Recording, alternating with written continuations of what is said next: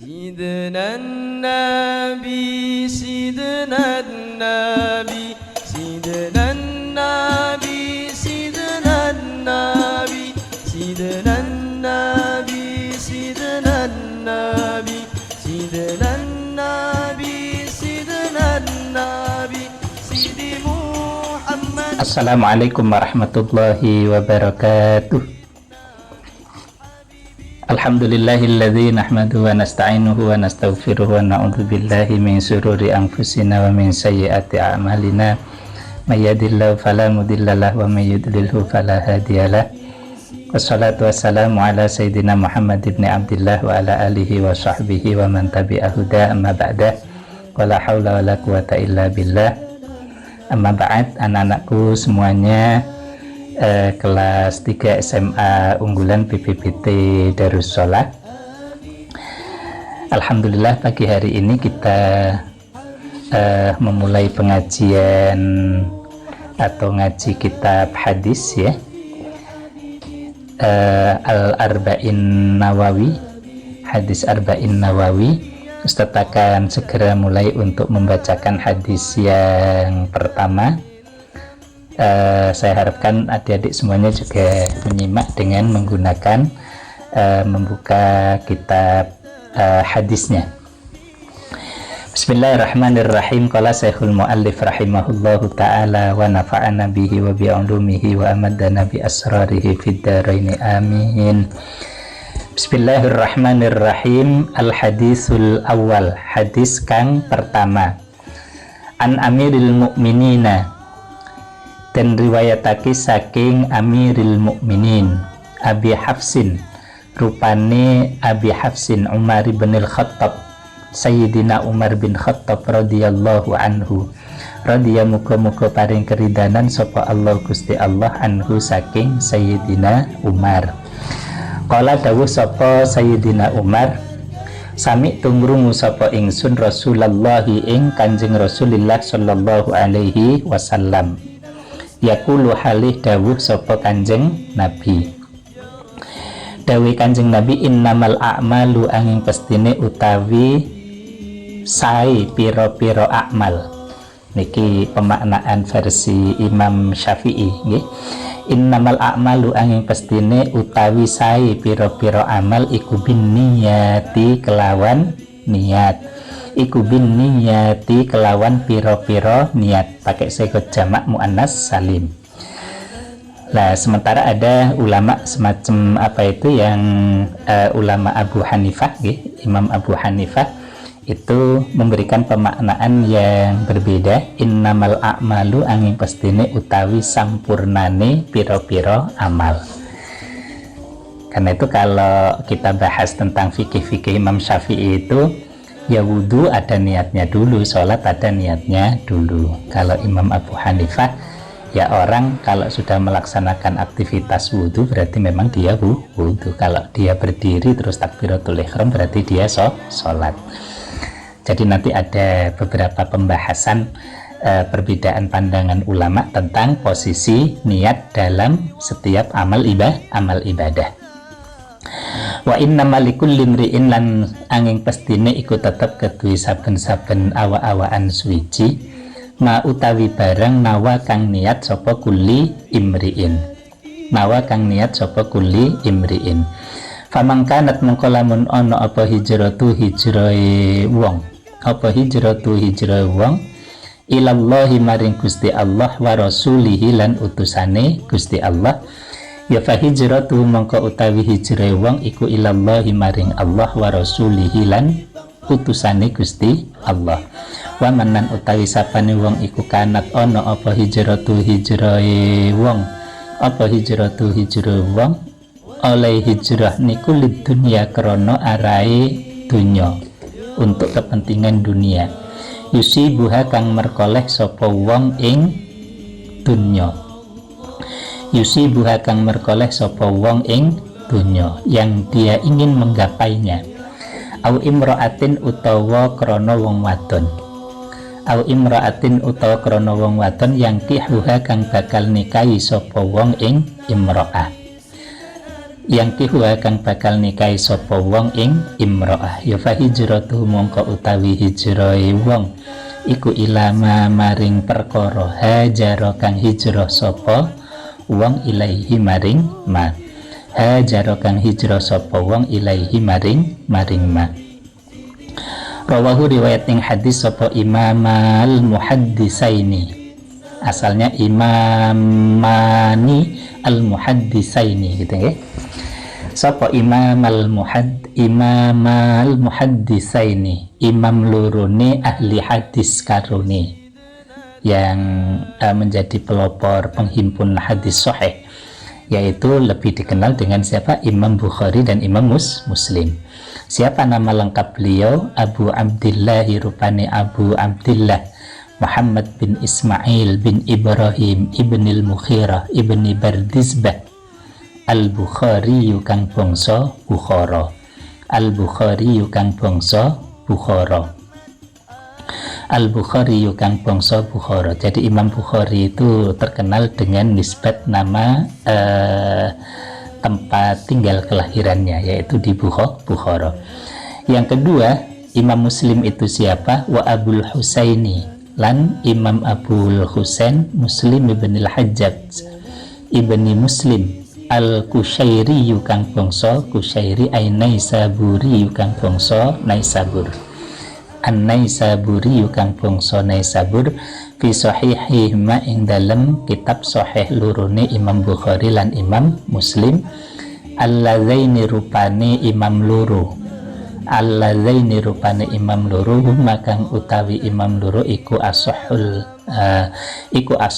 kutubi, alladzaini rupane kitab loro ngoten mawon, alladzaini rupane kitab loro, makang utawi kitab loro iku asahul kutubi, paling soheh piro-piro kitab al-musannafati kang den susun, al-musannafati kang den susun, al-musannafati kang den susun. Anak-anakku semuanya yang saya cintai, hadis yang pertama ini diriwayatkan oleh seorang Amirul Mukminin Abi Hafsin Umar bin al-Khattab ayahnya Hafs, yakni Sayyidina Umar bin Khattab.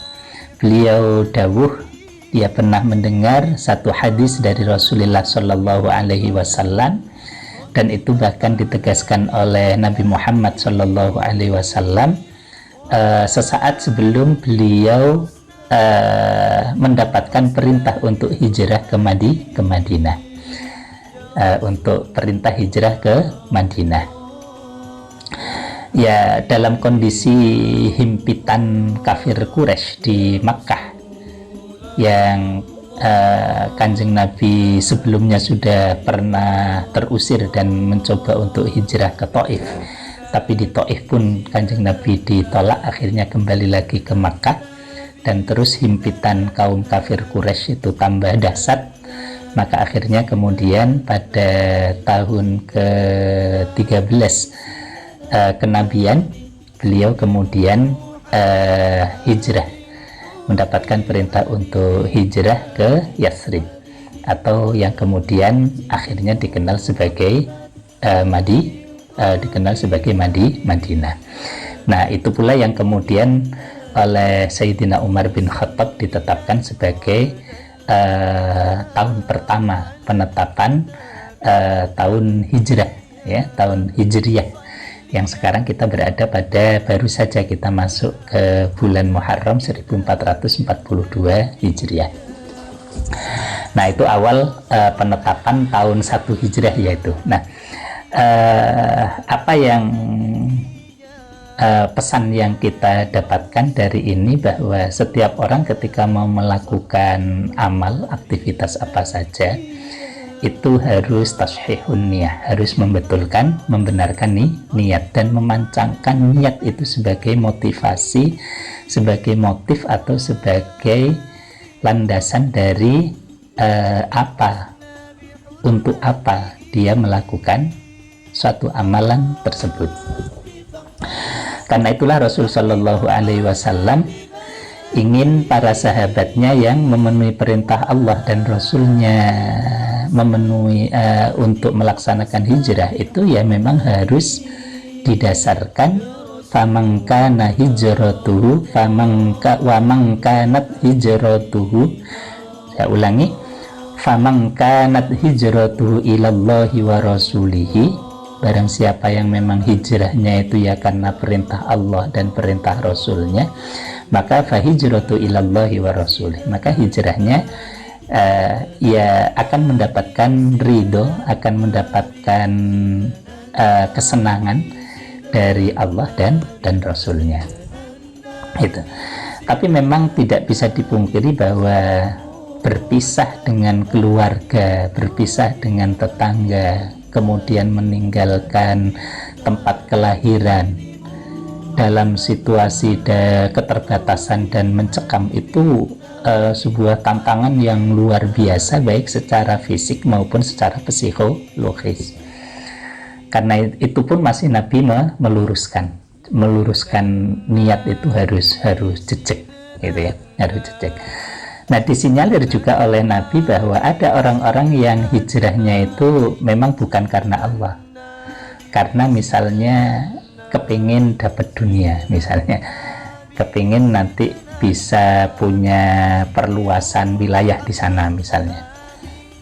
Kemudian ada yang ya karena kekasihnya berangkat hijrah, maka kalau dia tidak maka kehilangan pacar misalnya, maka dia kehilangan pacar. Nah, itu oleh Nabi kemudian diluruskan betul niatnya, diminta untuk para sahabat yang ingin ikut hijrah bersama Nabi itu harus betul-betul lillahi wa rasulihi, harus betul-betul lillahi wa rasulihi. Nah, hadis ini lebih lanjut kemudian secara fikih menjadi satu landasan bahwa setiap amal ibadah kita, apakah ibadahnya mahdoh atau ghairu mahdoh ya, ibadahnya mahdoh atau ghairu mahdoh, maka wajib bagi seseorang untuk tashih, membetulkan niatnya agar betul-betul sampai kepada tujuan dari melakukan ibadah, melakukan amal itu juga karena Allah Subhanahu wa ta'ala, sampai kepada yang non ibadah sekalipun. Okay. Kalau yang ibadah kan jelas bahwa kita katanya wudhu ya niatnya lirafil hadasil aswar, sholat ya niatnya untuk memenuhi kewajiban sholat fardu, apa duhur, apa isya, apa maghrib dan seterusnya. Haji juga begitu, zakat juga begitu. Nah, bahkan persoalan niat ini menyentuh kepada persoalan-persoalan yang non-ubudiyah sekalipun, atau yang berupa adah, kebiasaan. Misalnya orang mau makan, ya mau makan itu ya kalau kemudian lapar terus makan, ya makan gitu aja. Itu ya kayak untuk ganjaran itu ya cuma wareg gitu, untuk wareg. Kalau makanannya enak terus puas gitu. Kalau makanannya nggak enak terus dicaci maki makanannya kan gitu. Nah, itu ada. Tapi kalau orang kemudian menghadap sebuah sajian makanan atau dia beli makanan, alhamdulillah saya bisa beli makanan, ini rezeki dari Allah Subhanahu wa ta'ala. Saya niat memakan ini untuk insya'u syukri, mewujudkan rasa syukur saya bahwa Allah memberi rizki, terus dipangan wareg, terus napa niku ya mendapatkan kenikmatan kepuasan. Akhirnya kemudian apa? Alhamdulillah, kemudian membaca alhamdulillah. Sebelum makan bahkan kemudian dia Allahumma barik lana fima razaqtana wa qina adzabannar. Dan di belakangnya ada wa qina adzabannar. Jangan sampai makanan ini justru menjerumuskan dia ke api neraka. Berarti kalau pernyataan sudah begitu, berarti makanannya juga menjadi selektif. Makanannya adalah betul-betul halalan thayyiban. Sehingga dungane pas gitu. Lek panganane oleh nyolong kok didungani itu ya gak pas. Gitu. Nah, itu yang ada. Karena itu salah satu fungsi nanti kalau belajar niat itu ada mabadi, ada 9 poin yang penting di dalam niat itu. bahwa niat itu misalnya yang pertama tempatnya di hati, bukan di lisan. Kalau orang melafalkan niat nawaitu usolli, itu hanya menuntun hatinya agar pada saat wajib niat, misalnya dia wudhu ketika membasuh muka pada awal permulaan gitu ya, kemudian ketika sholat pada saat takbiratul ihram, dia sudah bisa memantapkan dari makna yang dia baca, yang dia lafalkan pada sebelum masuk pada ibadah. Itu yang pertama, bahwa niat itu tempatnya adalah di hati. Melafalkan niat hukumnya sunnah. Kemudian fungsinya niat untuk apa? Untuk membedakan antara ibadah dengan adah, kebiasaan. Nah, itu ada banyak pembahasan nanti kalau ngaji Faraidul Bahiyah. Di sana detail betul tentang poin-poin yang berkaitan dengan persoalan niat. Jadi inti daripada hadis ini adalah bahwa kita tidak boleh mensunyikan atau tidak boleh meluruskan niat kita dari setiap aktivitas apapun yang kita lakukan, termasuk belajar. Itu niatnya ya harus untuk taat kepada Allah, taat kepada Rasul, berbakti kepada kedua orang tua, kemudian menghilangkan kebodohan, mencari ilmu yang bermanfaat, sehingga nanti hidupnya tertata oleh ilmu, sehingga tidak sembarangan orang melakukan hidup. Ada tatanannya, ada tuntunannya, ada syariatnya. Saya kira ini inti daripada hadis yang pertama. Dan yang kedua, kita diperkenalkan dengan dua tokoh muhaddis besar, Imam Bukhari dan Imam Muslim, yang dua-duanya adalah ini dua imam ini di bawah Imam Syafi'i ya, generasinya di bawah Imam Syafi'i, maka beliau termasuk yang bermadzhab Syafi'i. Mudah-mudahan bermanfaat mempelajari hadis yang pertama ini. Kurang lebihnya mohon maaf. Kita akhiri dengan baca doa kafaratul majlis. Bismillahirrahmanirrahim. Subhanakallahumma wa bihamdika asyhadu an la ilaha illa anta astaghfiruka wa atubu ilaik. Walhamdulillahirabbil alamin. Wassalamualaikum warahmatullahi wabarakatuh. Nabi, Habibin Nabi, Sidi